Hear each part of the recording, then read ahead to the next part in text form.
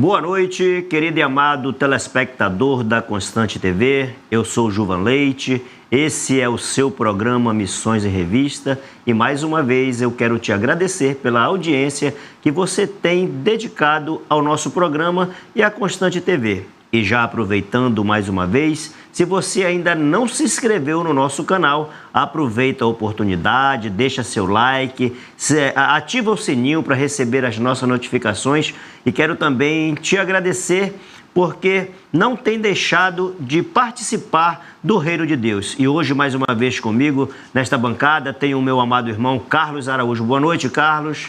Boa noite, Juvan. Boa noite a você, meu irmão, que nos assiste nessa noite. Nós estamos aqui para conversar mais um pouco sobre aquilo que o Senhor tem feito através das nossas vidas no seu reino. Então, seja bem-vindo.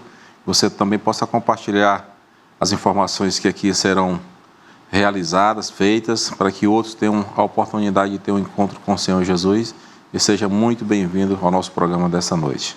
Amém. E o programa Missões em Revista, não é isso, Carlos? É um programa que é dedicado a deixar informado o nosso telespectador de tudo que tem acontecido no campo missionário. E hoje o Carlos vai apresentar o nosso entrevistado da noite.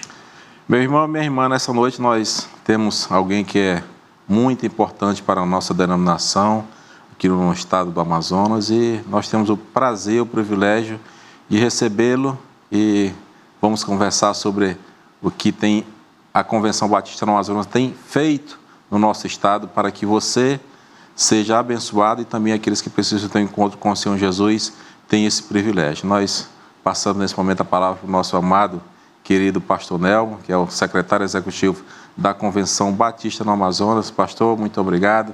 Seja bem-vindo e que Deus continue abençoando o trabalho do irmão. Amém. É um prazer, uma satisfação estar aqui nesse momento. Quero dar boa noite a todos os que estão nos assistindo. Boa noite, Juvan. Boa noite, Carlos. Boa noite, pastor. É uma alegria poder contribuir com esse programa e trazer informações sobre o campo missionário hoje no nosso lindo Amazonas. Um desafio para o povo batista, para o povo evangélico em geral. E é um campo enorme, ao mesmo tempo apaixonante. Nós amamos esse Amazonas e queremos ver o Amazonas conhecido por Jesus Cristo e que seja salvo por Jesus Cristo. Amém. Amém. Então, Carlos, a gente vai começar com aquela pergunta, né, que a gente sempre faz. Quem é pastor Nelmo? Como é que foi a infância, né? Como foi o primeiro encontro com o Senhor Jesus? Quando, como, de que forma isso aconteceu, pastor Nelmo? Bom, eu conheci Cristo na minha adolescência, já perto, a juventude, lá para os 16, 17 anos. Eu fui visitar minha família no município de Nova Olinda do Norte. Madeira, né? Madeira. Eu nasci lá, inclusive, né? Só que eu não fui criado lá. Eu fui morar em Manaus já a partir dos 2 anos de idade. Nesse tempo, né, frequentei uma igreja. Né? A minha irmã se converteu na Igreja Assembleia de Deus, né? E de vez em quando ela levava a gente para lá, né, para conhecer, mas nunca tomei minha decisão naquela igreja. E por volta dessa idade, né, fui visitar meus parentes lá em Nova Olinda, e minha mãe estava morando lá também, né? A minha intenção era ficar ali alguns meses, acabei ficando 4 anos, né? Foi ali que eu tomei minha decisão por Cristo, lá na primeira igreja batista de Nova Olinda, lá para os anos de 1990. E de lá, nunca mais deixei esse caminho. E quem era o pastor na época lá? Pastor Josué Martins. Ainda está por lá ainda. Continua fazendo o trabalho, né, do Senhor, Nana? Foi ele que me batizou também. E aí, essa caminhada, depois que o Senhor aceitou Jesus, só passou 4 anos lá em Nova Olinda do Norte. E aí retornou para Manaus depois, foi isso?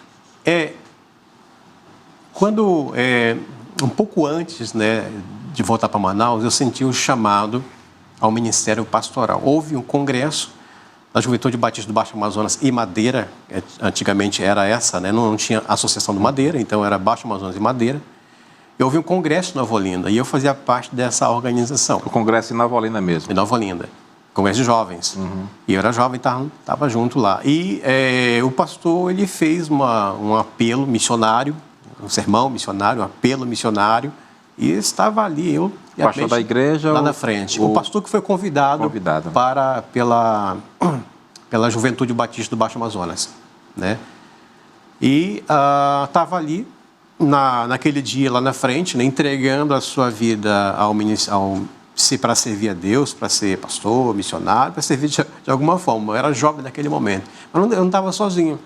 Estava o pastor Donaldo também, estava lá, não era jovem, que nem eu na época, né? Estava aí lá. Hoje faz parte de Missões Nacionais. Né? Vocês são contemporâneos, né? Exatamente. E também outros que estão no campo também, que também nesse dia, né, tomaram sua decisão por seguir o ministério. De lá, era 94 mais ou menos, e 95 já vim para Manaus, já com o desejo de fazer o curso teológico. Tinha aqui a FBTA e já me matriculei no mesmo ano para ingressar na faculdade.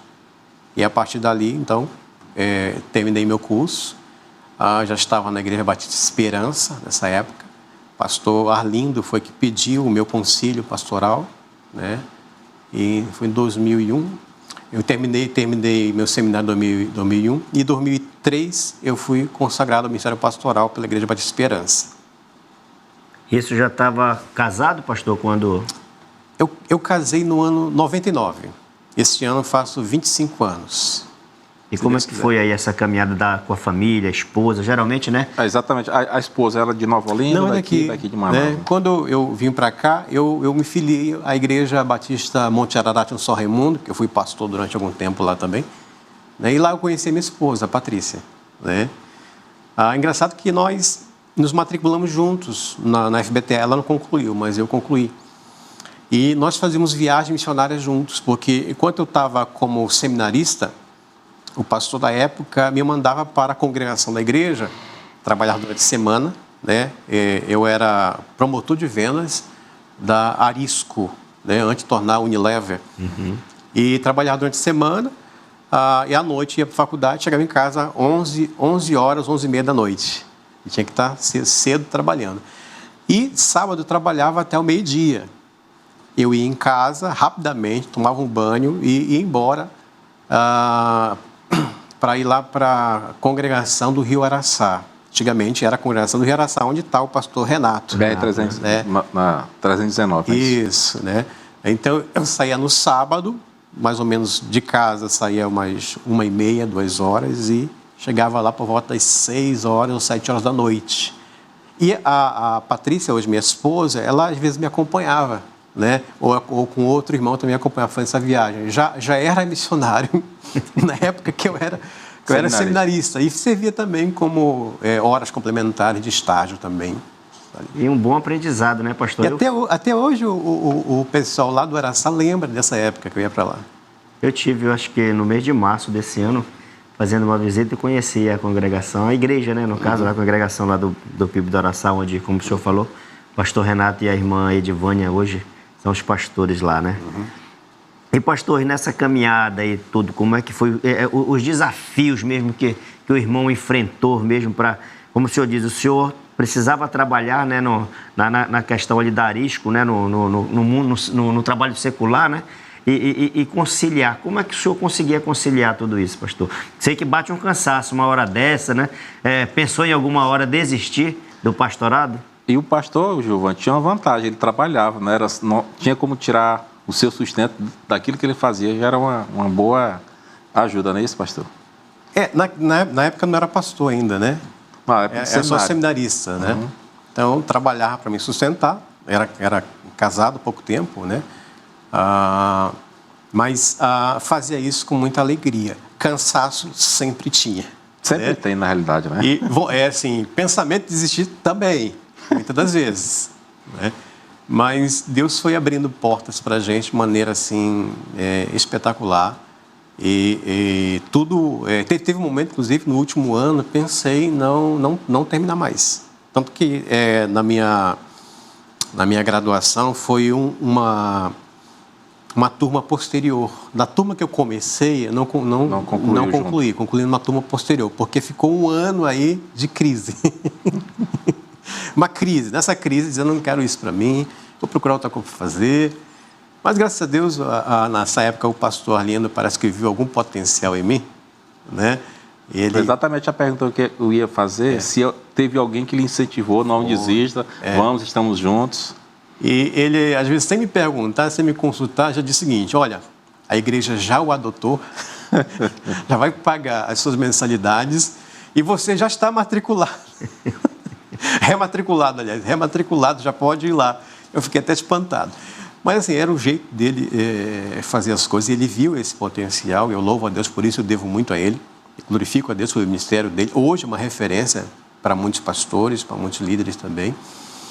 E além dele investir numa academia teológica, também investiu também no sentido em que pediu a minha ordenação, né? Pediu a minha consagração, e hoje eu estou servindo. Fui enviado primeiramente para uma congregação da Igreja Batista Esperança, em Manaus mesmo, mas ali no bairro chamado de Cidade de Deus, né? E uma congregação que estava iniciando, mas já iniciando com muitos desafios, muitas dificuldades. Já estava casado e eu ia para lá quase todos os dias. Eu morava no Adrianópolis e pegava meu carro, eu anotava 25 quilômetros para ir, 25 quilômetros para voltar. É certinho. E fazia isso quase todos os dias. Tinha dias realmente que estava muito difícil, porque só quem estava no culto, né, naquela época, era eu, minha esposa e mais um irmão que cuidava da igreja. E aí, um super desafio. Mas essas perguntas, esses testemunhos são bons, né?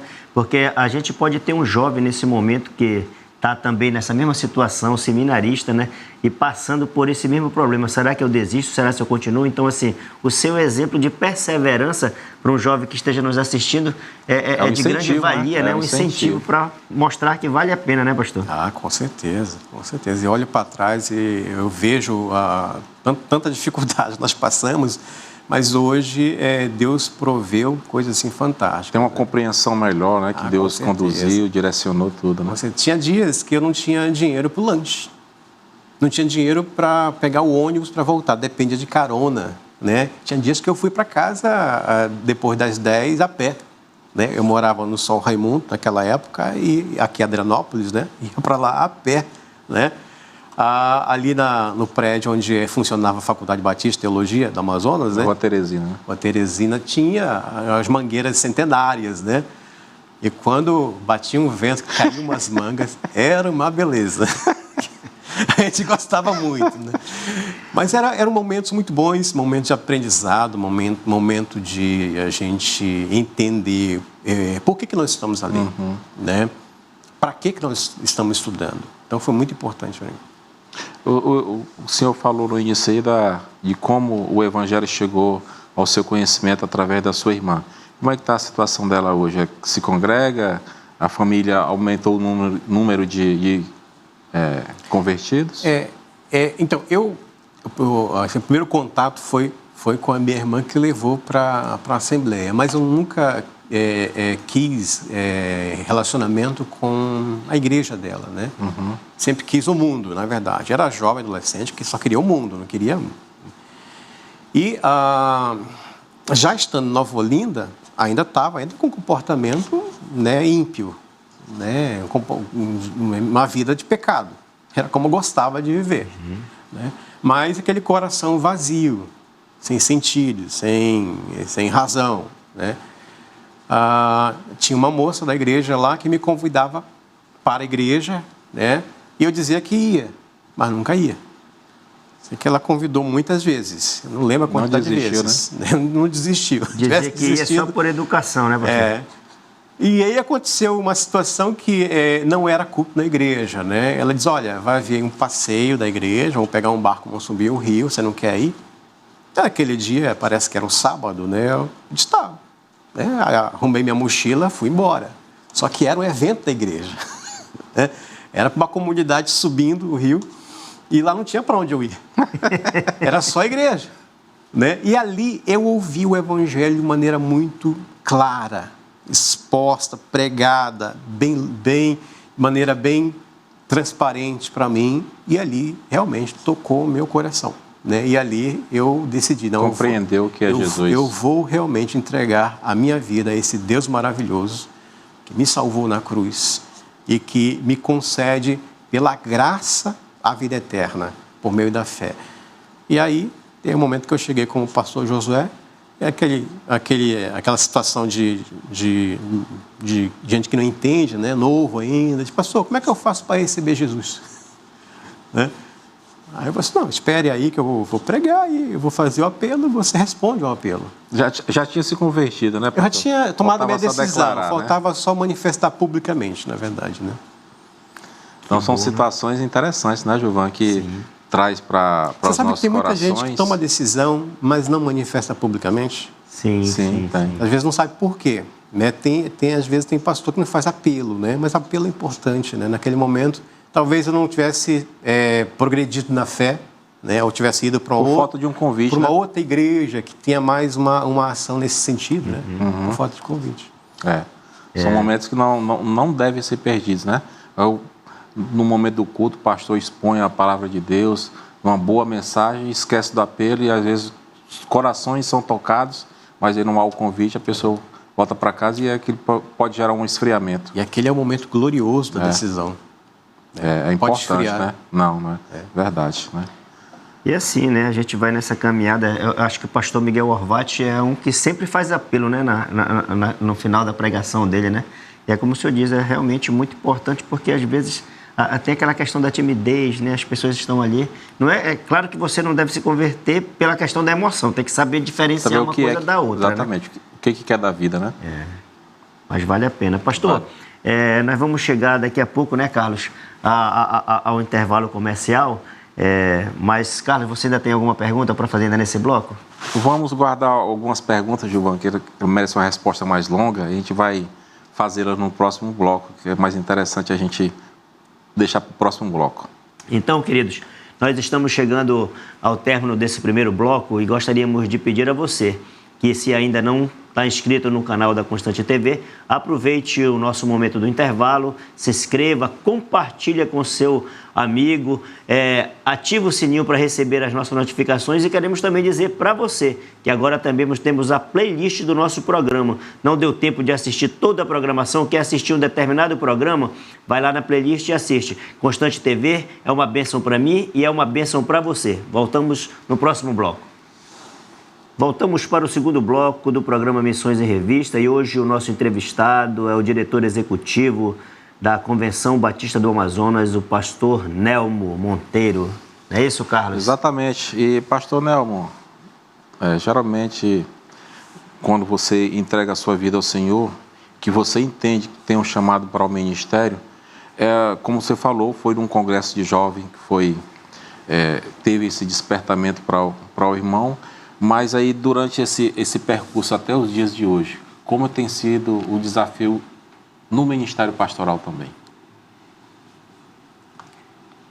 Bom, todo ministério, ele é individual. Eu entendo que não existe o mesmo ministério para todo mundo. Então, Deus usa cada um de nós com um propósito bem específico.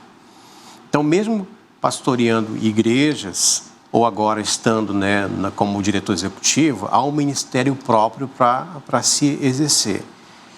Eu acho que o grande desafio do ministério nós temos uma total, eu falo de mim, termos total entrega e dependência do Senhor todos os dias. Eu brinco quando o pessoal pergunta como é que está a CBA, como é que está a administração. Diz, olha, apesar de mim, vai bem. Né? Por quê? Porque eu posso estragar tudo.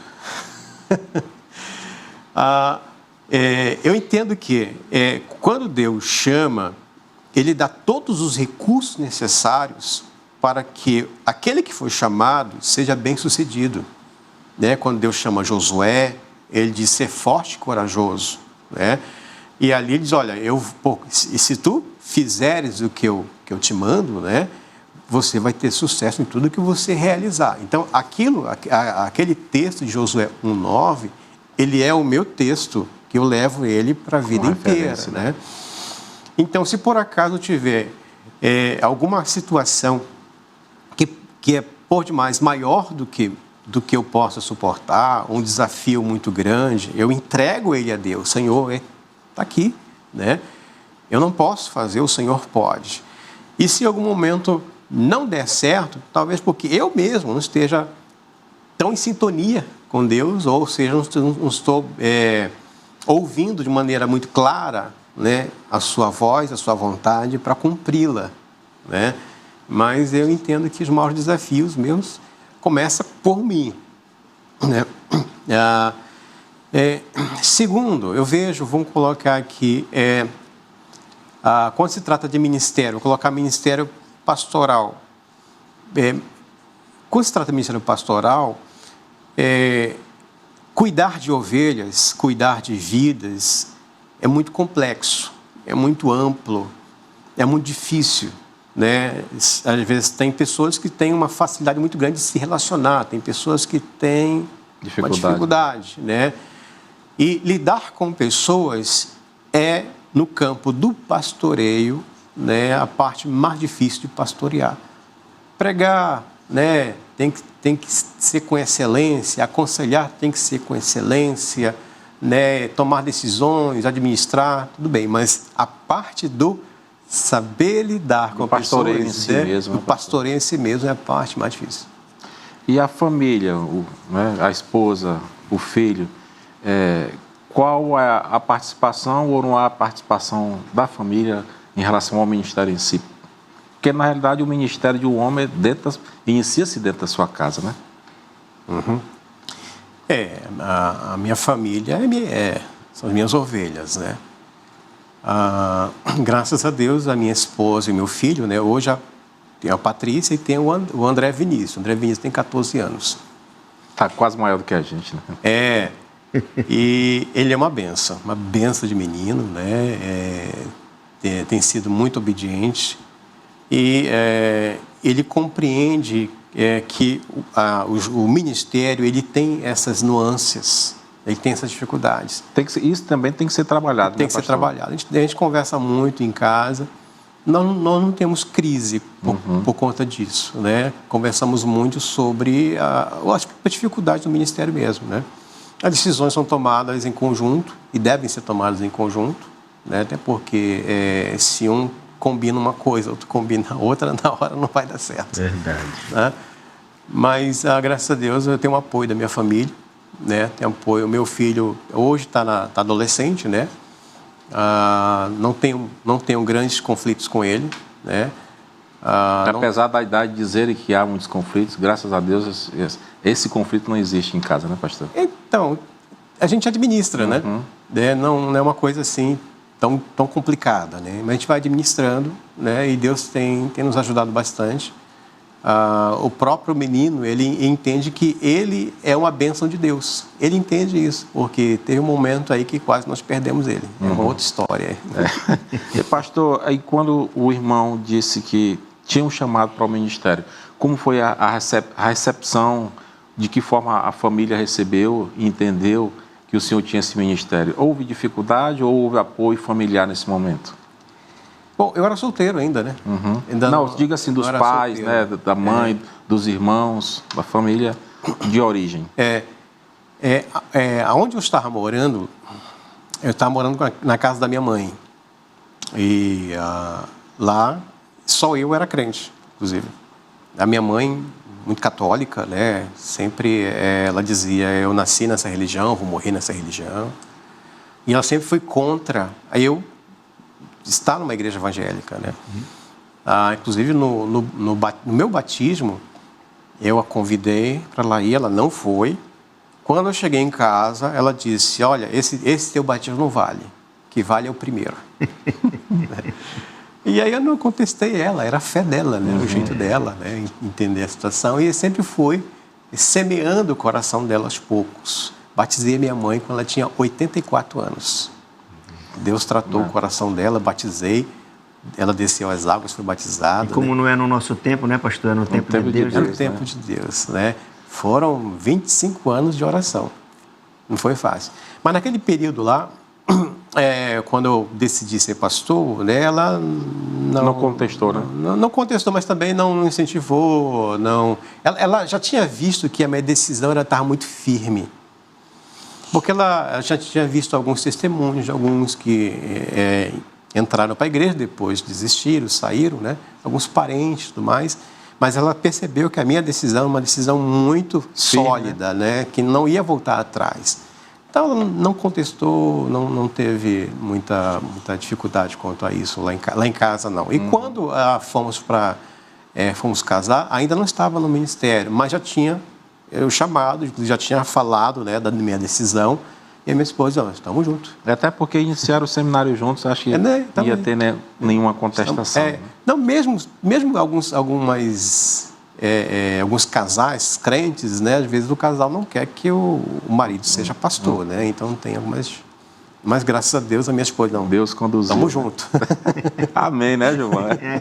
É isso mesmo. Eu me lembro da minha, quando o pastor diz assim, eu quando chego em casa, às vezes, minha esposa é evangélica, meus filhos também são evangélicos, mas às vezes eu chego lá em casa assim, fazer que nem o Manassés, saltitante de alegria, e digo, olha, esse ministério é teu, né, viu?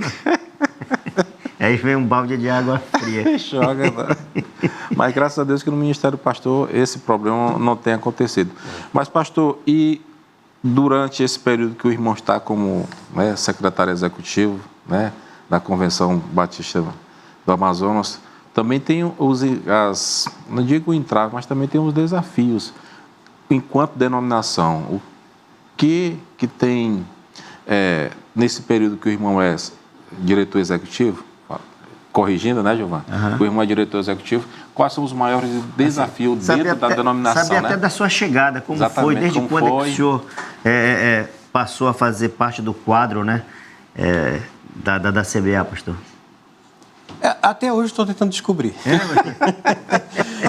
Então, eu fui enviado pela Igreja Esperança para ser pastor de uma congregação, fiquei 6 anos lá, deixei a igreja pronta para ser organizada, graças a Deus, a igreja está lá, né, firme. Qual é a igreja? Pastor Verdejantes.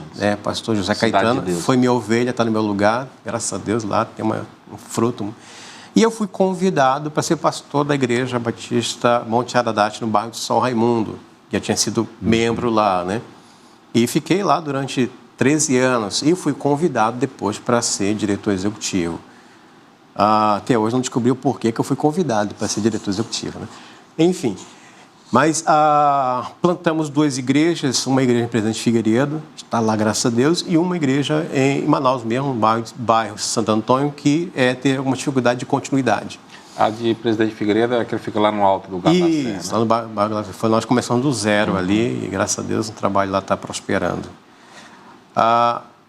Eu vejo que a grande dificuldade hoje, dos desafios que nós temos para o Amazonas, é despertamento de consciência missionária dos membros das igrejas. Nós temos esse DNA missionário. Nós, batistas, nós somos frutos de missões, né? Vieram os missionários americanos, né? Plantaram aqui a semente dos batistas e floresceu, cresceu. E talvez com o tempo, né? Ou com muita estrutura, perdeu a visão orgânica. E eu falo de visão orgânica no sentido em que nós nos damos as mãos de maneira bem cooperativa para que aquilo que o outro não consegue fazer, juntando forças, nós avançamos. O Amazonas é muito grande. É muito grande. Tem espaço para todo o trabalho que for feito aqui no Amazonas. E acontece, às vezes, por discordância de administração, discordância de tema, discordância de liderança. Algumas igrejas deixam de participar da obra missionária, não se envolvem com a obra missionária e perdem o privilégio, porque, para mim, conforme Paulo fala aos filipenses, o privilégio que eles pediram insistentemente de cooperar, né? De poder fazer parte da obra. E em Atos 1:8 fala que seremos testemunhas tanto em Jerusalém como em toda a Judéia, Samaria, até os confins da terra. Então esse tanto como, né, às vezes perdeu um pouco, né, a aplicação ou a gente vivê-lo de maneira plena, porque talvez com o tempo, porque fazendo uma análise da história dos batistas, nós crescemos muito na década de 80 e 90. Graças a Deus, tivemos ajuda também dos americanos, ajudaram muito na construção de templos, compra de terrenos, então avançamos muito, especialmente em Manaus e vários municípios do interior. Dos anos 2000 para cá, houve um crescimento numérico maior do que na década de 90, mas o avanço missionário não foi tão expressivo. Estão nas mesmas igrejas a ponto de acompanhar. São as mesmas igrejas que foram abertas naquela época, né? Não houve esse avanço. Com a saída desse apoio dos americanos, né, talvez esse espírito, né, missionário, né, aquele ardor missionário, arrefeceu um pouco, né? Mas cremos que Deus está fazendo uma obra missionária no coração dos amazonenses, dos batistas amazonenses, do Brasil como um todo, para que esse Amazonas continue sendo evangelizado. Até porque, né, pastor, o estado do Amazonas ele é um estado geograficamente muito grande, né? Por exemplo, se você sair de São Gabriel para você chegar em Guajará, né, para quem está fora do Amazonas, talvez não compreenda, mas que as nossas estradas são as nossas estradas são rios. São rios, né? Se você sair de São Gabriel para você chegar em Guajará, por exemplo, para quem não vive o nosso contexto, não vai compreender que você pode levar aí meses, né? São dois dias diferentes, exatamente, né? De um município para outro. E nesse momento que nós nos encontramos, né, com essa grande seca, não dá nem pro camarada... Aí é que não tem, aí fica difícil mesmo, né, mesmo, pastor? Mas, assim, a dimensão geográfica, ela é um desafio? Certamente, né? Os rios são nossas estradas, né? É onde conseguimos chegar às milhares de comunidades e os próprios municípios, né? Que são alvos da graça de Jesus. Mas precisamos chegar lá, né? Como ouvirão se não há quem pregue? Como pregarão se não forem enviados? Então, é necessário que haja ali um envio, pelo menos a chegada de alguém para dar testemunho da graça de Jesus em várias das muitas comunidades que estão às margens dos rios, especialmente às margens dos rios. E é difícil mesmo chegar porque a distância nos faz ter um custo elevado, né? O custo elevado e o tempo para ir e voltar também é grande, porque ou é de avião, sai muito caro, ou é de barco. De barco, que o tempo é longo, né? O tempo é longo, né? Mas tanto um quanto o outro é um desafio, né? Eu estava conversando com um colega pastor, que é do Nordeste, ele dizia que a igreja dele tinha umas 15 congregações, né? Pegava o carro da igreja, com 30 minutos estava em uma, com 15 minutos estava em outra, com 40 minutos estava em outra. Diz, rapaz, na Amazônia... Esse tempo a gente não segue, assim. Esse 15, 30 minutos a gente chega nem na beira do rio, né, pastor? Fica engarrafado, não chega nem na beira do rio. Pastor, um outro dia eu estive na CBA lá conversando com o senhor numa reunião e eu vi que o senhor tem um mapa, né, gigantesco lá na sua parede, assim, e ali, pelo que o senhor estava me falando ali, por exemplo, vários municípios, né, com congregações, igrejas, não tem pastores, né, não tem obreiros, né? Qual o pensamento que a CBA tem para que a gente possa, no futuro, conseguir ter obreiros nessas congregações e igrejas? Tanto aqui, eu acho, creio em Manaus também, né? Que o senhor me disse também que tem algumas congregações que não tem, e principalmente no interior. Qual é o pensamento de vocês para isso? Primeiro, nós estamos com déficit de obreiros. Plantar igrejas, plantamos igrejas, e tem igrejas plantadas, mas está faltando trabalhadores, está faltando pastores, missionários. Qual é a visão que nós temos? É a visão bíblica. É o método bíblico. É o método, né, do Novo Testamento, né? O que é? Primeiro, é o despertamento vocacional. Trabalhar despertamento vocacional através de congressos, através de conferências missionárias, através de testemunhos missionários, despertar os jovens, porque eu me vi num congresso de jovens, e foi no congresso de jovens que eu tive o despertamento para o ministério. O senhor é fruto de um congresso, fruto né? disso, exatamente. Então, falta trabalhar um pouco mais, e estamos querendo trabalhar um pouco mais. Já estou tratando com uma agência missionária para trazer um congresso missionário de 3 dias aqui em Manaus, para o Estado inteiro ser mobilizado para isso. Esse é o primeiro passo. Segundo passo é o preparo. Ou seja, por isso nós temos o nosso seminário, que é o Seminário Batista Amazônico Eurico Nelson. E esse preparo é importante.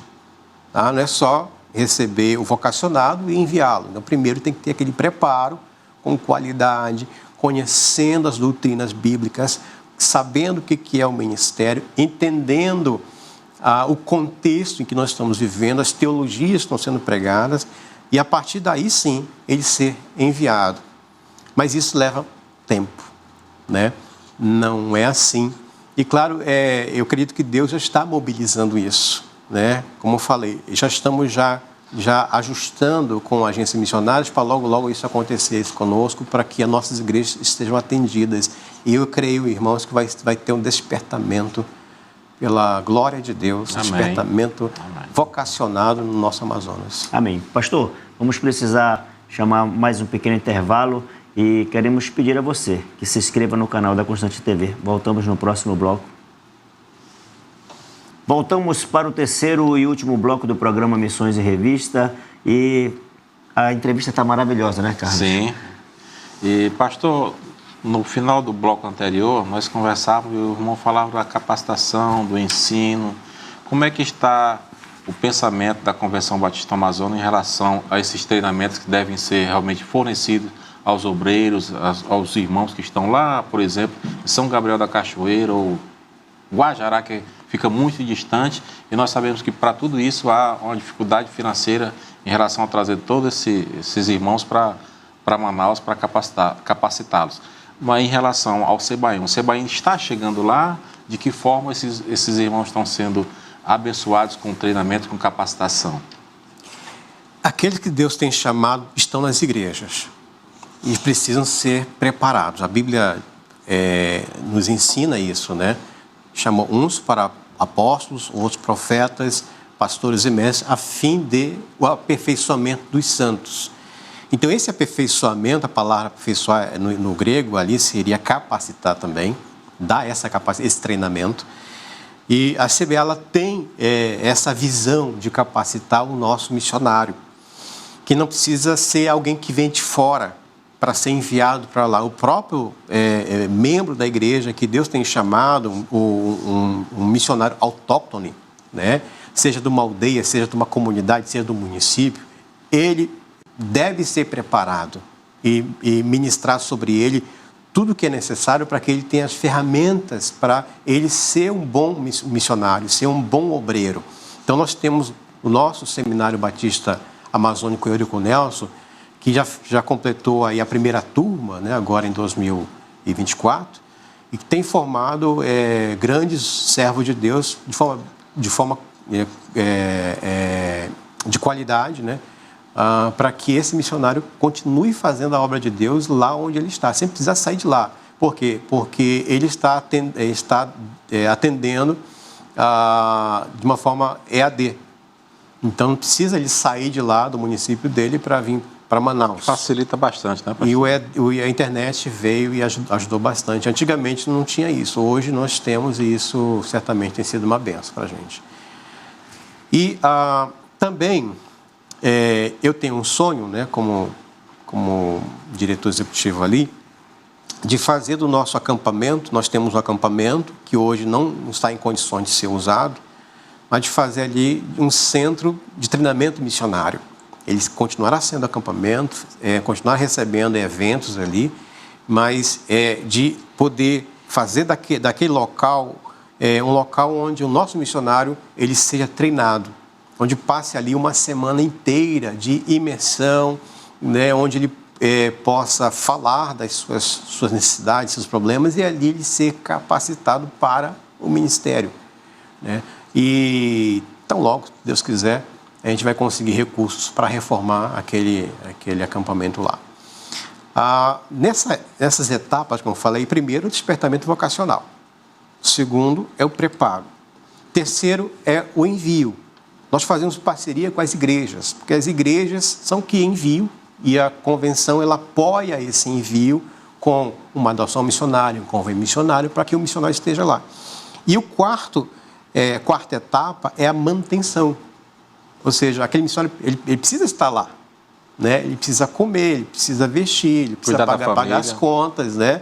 E a gente entende, como a Constantinópolis também coloca, né, que não é o missionário, mas é uma família missionária. Uhum. Então, aquela família precisa ser mantida lá. Então, essa manutenção é um desafio também, né, que vem com a cooperação das igrejas, o apoio das igrejas, as ofertas que nós recebemos. Então, essas etapas estão definidas como nosso desafio lá na convenção. Pastor, ano passado e esse ano nós temos passado por um período de estiagem muito grande. CBA tem um projeto para toda essa dificuldade que, vou dizer assim, o povo amazonense, mas principalmente os nossos irmãos que estão lá no interior. CBA está tendo algum projeto para que a gente possa levar ajuda aos nossos amados irmãos que estão nessa dificuldade? Esses 2 últimos anos, né, foram fundamentais para abrir os olhos, né, tanto da liderança quanto das igrejas, para essa necessidade não só emergencial, mas também cíclica. Por quê? Porque todos os anos nós temos essas demandas de emergência climática, seja por enchente, seja por seca. E a Convenção Batista Amazonas decidiu esse ano fazer uma proposta, estabelecer um projeto em que de uma campanha onde está arrecadando, até agora está arrecadando, já arrecadamos quase 3 toneladas de alimentos e uma quantidade muito grande de água que está sendo distribuída, já foi distribuída para aquela região do Médio Solimões, Coari, aquela região de Coari, e do Alto Solimões, lá Tabatinga, Benjamin Constant, Talai, também foi distribuído. A próxima leva vai ser agora, e já tem uma quantidade muito grande também de cestas básicas e águas, vai ser para a região do Baixo Amazonas, e aqui também próximo, aqui já pediram, Taquatiara já tem pedido, perto da Taquatiara e também Manaquiri. Então, estamos vendo como é que vão distribuir isso. Mas a CBA já está decidindo fazer esse tipo de campanha como algo fixo do calendário da denominação, para que haja essas ações de maneira fixa, porque é algo que está constantemente acontecendo. Então, faz parte da igreja manifestar graça, manifestar compaixão, exatamente nesses momentos que as pessoas estão precisando. Suponhamos, pastor, que eu queira ajudar, vamos dizer que eu não queira ajudar com uma cesta básica completa, mas a minha condição, eu posso ajudar com 1 quilo de feijão, 1 quilo de arroz e 1 quilo de açúcar. Quais são os pontos de coletas? Então, qualquer ajuda, ela é importante, especialmente nesse momento em que o alimento não chega, a água não chega. Mas as orações chegam, né? A graça de Jesus chega. Tá? Então, se a pessoa puder orar, já vai servir muito para a gente. Mas também pode contribuir com qualquer tipo de doação, especialmente alimentos não perecíveis, água e kit de higiene e limpeza. Tá? Isso a gente faz para entregar para as pessoas, para distribuir para as pessoas conforme a demanda, especialmente a comunidades mais isoladas estão precisando. Mas também pode ser feito através de doações, né, valores, né, através do Pix, que é o CNPJ da CBA. Pode ser de qualquer valor, né, R$10, R$5, acrescenta o 0,01 centavo, 0,2 centavos. Então, esse valor é destinado para isso. Por quê? Porque tem comunidades que a gente não consegue mais chegar lá. O barco não chega, então a ajuda física não chega, mas aquela oferta ela chega para a igreja comprar o alimento e distribuir. Então, também estamos recebendo valores através de doações. E até lembrar, pastor, o nosso diretor aqui da Constante TV, o Matheus, me fala que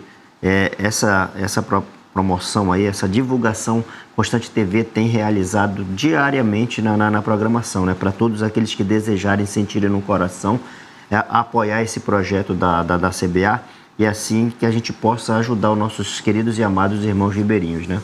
Carlos, é contigo, meu irmão. Tem um contato telefônico que poderia deixar para alguém, para que alguém queira ligar, que não tenha condição de deixar a doação na CBA, e alguém poderia buscar essa oferta? O próprio telefone da CBA, tá bem? E o meu também posso disponibilizar para a gente. Então fique à vontade e passe aí o seu telefone para o nosso telespectador, para que ele possa, né, Carlos? Doar. O meu é 92, a área, né? 991 796231. Esse é o meu. É o contato, né? Para contato. E o endereço da convenção? Então, para o endereço da doação, do Pix? Não, o endereço físico mesmo. Físico. Sim. Pode ser o Pix também, pastor. O ponto de coleta é o endereço da convenção, que é a Rua Teresina, 524, bairro Adrianópolis, Manaus, Amazonas. E para doações, né, é o próprio Pix da CBA, doações de valores, que é 04 411 914 1000-04. Convenção Batista Amazonas. E acrescentar no final 0,1 centavo ou 0,2 centavos, que é direcionado exatamente para essa campanha SOS Estiagem Amazonas. Pastor, a CBA, todo ano ela lança um alvo, né, para as igrejas batistas, para que a gente tem ali, ano passado, se não me engano, foi 350 mil. CBA tem conseguido alcançar esse alvo, pastor? Como é que está o engajamento das igrejas no Amazonas com essa campanha de vocês? Nesses últimos 3 anos em que eu estou lá, nós temos tido uma resposta positiva, embora não alcançamos ainda o alvo. É um alvo pequeno, pela demanda que nós temos no Amazonas, mas já chegamos perto do alvo, chegamos a 95% em 2022. Em 2023 chegamos a 80% do nosso alvo, mas eu acredito que em 2024 a gente chegue pelo menos a mais de 100% do nosso alvo, que é 360 esse ano. E corresponde apenas a uma parcela muito pequena, mais ou menos 20% de tudo que é investido em missões. A maior parte do que é investido em missões vem do plano cooperativo das igrejas, né? Aliás, a campanha missionária, assim como toda igreja tem campanha, né? Faz alguma campanha de reforma, uma campanha para crescimento. Geralmente faz uma campanha que vai além do ordinário, daquilo que está recebendo de forma natural, mensal. E a oferta é para avançarmos um pouco mais, comprarmos bote, ajudarmos na compra de terreno, reforma de templos, ou mesmo as viagens missionárias, e fazer algo além do que nós já estamos fazendo até esse momento. E é um desejo muito grande nosso, né? Nós não temos embarcações. Tínhamos no passado, hoje nós não temos embarcações, né? E nossas estradas são os rios. Mas a convenção deseja que, pelo menos, a gente consiga vários botes com rabetas, ou mesmo algum tipo de motor 15, né? Para nós usarmos isso nos municípios bases, né?